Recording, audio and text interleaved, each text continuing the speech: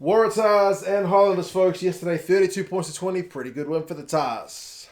Pretty good win for the Tars. We'll go through some key events, some stats, and you guys can let me know your thoughts. Apart from the Reds getting the win over -1 Pacifica, it hadn't been the best weekend for the Aussie teams, especially with the Blues managing to sneak one over the Brumbies in Canberra. But then the Waratahs are flying the Aussie flag. Of all the teams that Aussie fans outside New South Wales probably want to get wins, it's maybe not the Tars, but they still get the job done. And credit to them, man. It's a fun game, this one. Red card is obviously a talking point, but kind of some good tries. I mean, Dixon powers over early, and so does Harris for each side, so 7 points apiece. Good to see the forwards getting on the board. Gilbert with the tip tackle on Hooper, pretty dumb. Pretty dumb. Like, you've not been able to do that kind of stuff for a long time. Like, we see some head-on-head contact stuff these days. And you can say, man, these guys need to get their technique right. Like, that's kind of not debatable. The tip on Hooper, that's pretty dumb. So, do the Waratahs convert having the extra man? Sure they do.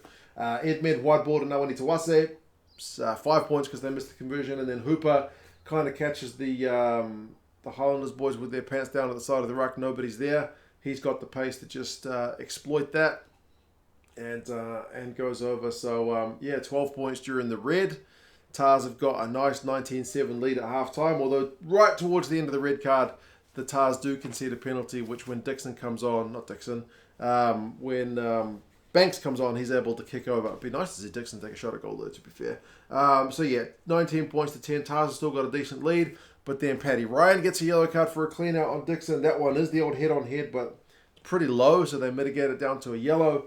And then Gregory is able to convert when they've got the man in the bin, the Tars. But that one, to be fair, comes from like Donaldson just dropping a ball at fullback. It's kind of turnover ball. It's a bit of a soft try if you're a Tars fan, but good for the Highlanders boys to convert that turnover ball, get it wide to Gregory who goes over. So 15-19, that's proper game on. Waratahs interestingly going for the jugular, but a couple of times they end up opting for threes. They get a couple of penalties. When they're not able to get over the line. Marty Banks was kind of lucky with one because his foot is essentially all that stops one of the Waratahs guys from getting a try. The TMO initially was like, bro, is he kicking the ball out of the guy's hand? But the TMO, but I think it was Nick Berry was like, no, he's happy with that. He's just dropped it. It was a weird one because I don't think he just dropped it, but I don't know. I think because the Banks' foot didn't make contact with the ball. Maybe then he's all good. So touch and go stuff. But either way, a foot that stops the try, but it still ends up with a 3 later. So 25-15.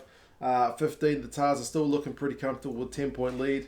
And then, when Ned Hannigan comes on, he actually has a bit of positive impact. That guy gets a lot of stick, but Ned Hannigan gets a try assist to Edmed, which is essentially the game on 77 minutes. Puts anything beyond doubt. 32-15, but there's a late consolation try to Coombs Fabling on 82 minutes, so saves the scoreline a bit, but it doesn't really do anything else other than the scoreline because there's no losing bonus point there. There's no bonus point for either side, so like I said, good win for the Tars away from home, first time in a long time. Possession and territory is kind of split. Waratahs slightly more possession. Highlanders slightly more territory, but clean breaks is also pretty even. 6-7, the Tars with one more, but defenders beaten. The Highlanders 13, the Waratahs 30. So that's a marked improvement. Penalties considered also the Waratahs much better discipline, 7 penalties to 12 by the Landers. Plus obviously there's a red card against the yellow cards. That's 10 extra minutes. The Waratahs have with the extra man. Both sides capitalised pretty well, but I think Tars pretty good value for this win, eh? Hooper, 15 from 17 tackles. Dixon for the Highlanders, 19 from 20. Both pretty solid shifts. Nawani Tawase, 90 run meters, 2 clean breaks, 5 defenders beaten.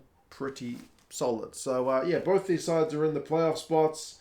The Highlanders' wee run is ended here. They were on a nice little winning run, but it's been sharply ended. And the Tars, they're looking pretty decent, eh? They were close last week. And this week they were a step up, so good stuff. They'll have to be a step up again because they got the Blues next, albeit at home.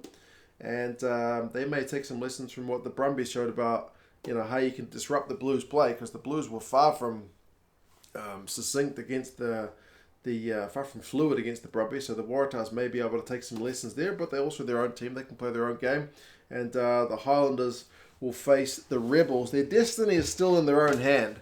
If the Force beat their opponents in their next 2 games, they could potentially pip the Highlanders to their 8th spot, but I think the Highlanders will be pretty big time favourites for it. So anyway, there we go, folks. Good win for the Tars, disappointing for the Highlanders. You guys let me know your thoughts on this one. Power rankings will be out shortly. Hopefully the Waratahs get a wee bit of reward for that. But anyway, you guys let me know your thoughts, and I'll talk to you guys again soon. See you later.